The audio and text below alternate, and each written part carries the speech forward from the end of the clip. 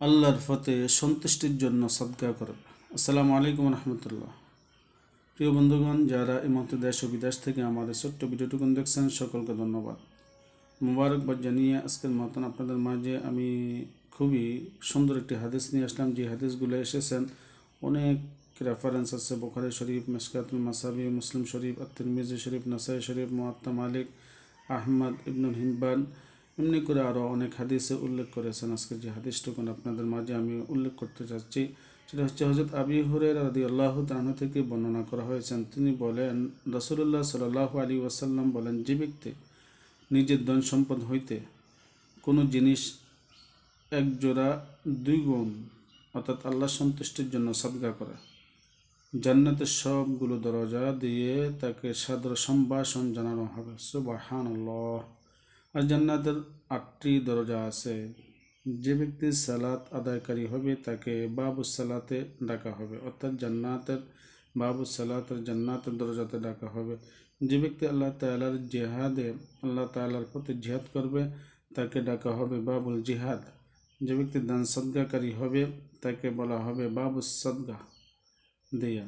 যে ব্যক্তি সিয়াম বা রোজাদার হবে তাকে বলা হবে বাবুর রাইহান, দরজা দিয়ে ঢোকার জন্য।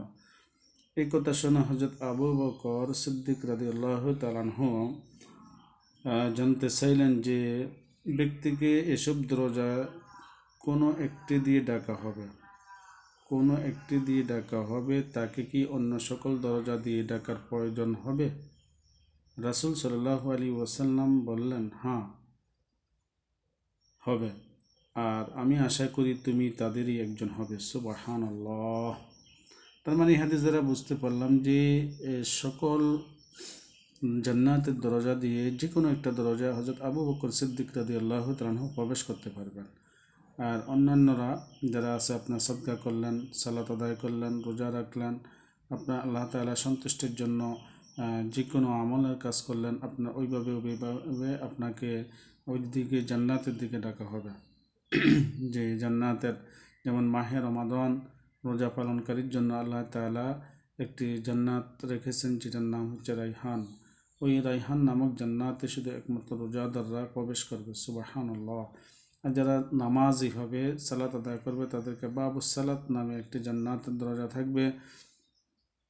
ওই দরজা দিয়ে যারা নামাজে যারা সালাত আদায়কারী তাদেরকে ওই দরজা দিয়ে প্রবেশ করতে দেবে। যারা সদকা করে, দান করে, তাদেরকে বাবু সদকা দ্বারা প্রবেশ করাবে।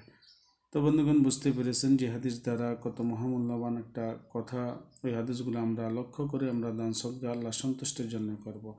আমরা রোজা রাখবো আল্লাহ সন্তুষ্টির জন্য, আমরা জিহাদ করব আল্লাহ তাআলা সন্তুষ্টির জন্য। এই আশা ব্যক্ত করে আজকের মতন এখানে শেষ করলাম। সকলে ভালো থাকবেন। আল্লাহ হাফেজ। আসসালামু আলাইকুম রহমতুল্লাহ।